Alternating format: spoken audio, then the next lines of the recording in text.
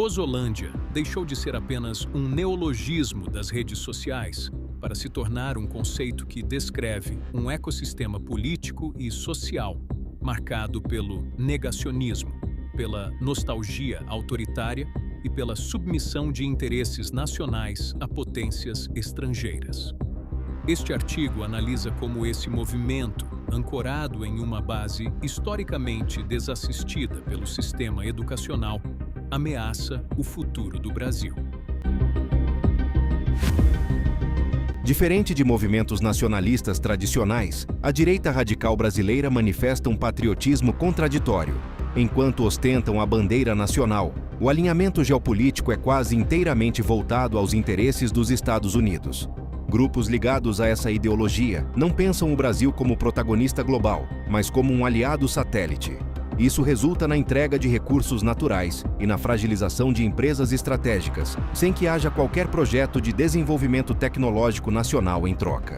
O nacionalismo é usado como ferramenta de marketing, mas na prática, as decisões econômicas e diplomáticas sabotam a soberania brasileira em favor de diretrizes externas. Para compreender a resiliência desse grupo, é preciso observar o contexto histórico-educacional de seus apoiadores.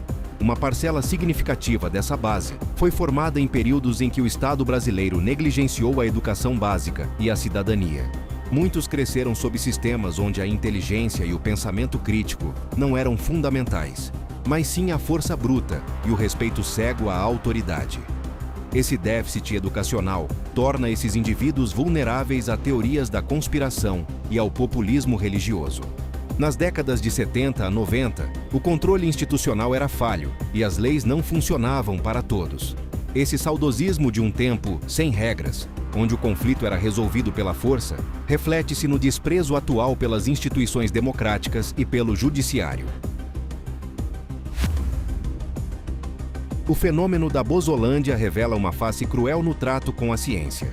Mesmo diante de crises e no risco à saúde pública que exigem respostas técnicas, a ideologia prevalece sobre a vida, coloca em risco milhares de pessoas e crianças. Enquanto o sistema de saúde luta para proteger a população, esses grupos trabalham ativamente para descredibilizar vacinas, médicos e protocolos científicos, atacar a Anvisa e criar teorias da conspiração.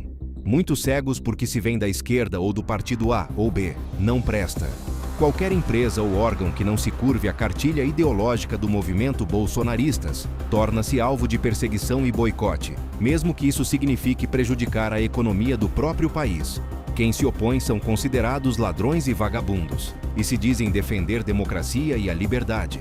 Mas qual liberdade ou democracia se quem se opõe suas ideologias é atacado? A religião, em vez de ser um espaço de acolhimento e ética, é frequentemente sequestrada para fins de doutrinação política e controle social. Palanque político e intimidação de fiéis, achando que estão falando em nome de Deus. Deus não tem nada a ver com alienação e ignorância desses grupos marginalizados. Utiliza-se a pauta moral para eleger candidatos sem qualquer projeto real de futuro, focando apenas em retrocessos sociais, alegando estar contra a corrupção e defender a família, mas atacam a economia do Brasil.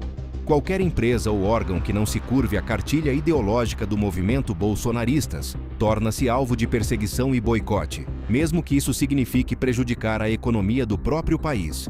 Quem se opõe são considerados ladrões e vagabundos, e se dizem defender democracia e a liberdade. Mas qual liberdade ou democracia se quem se opõe suas ideologias é atacado?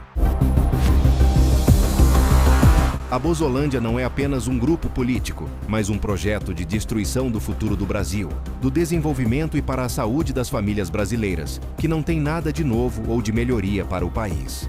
Ao priorizar a força bruta sobre a destruição do Brasil, a submissão aos estadunidenses, onde bandeira deles também é vermelha, ao interesse externo sobre a soberania e o dogma sobre a ciência, esse movimento atua como uma âncora que impede o Brasil de navegar em direção ao século XXI.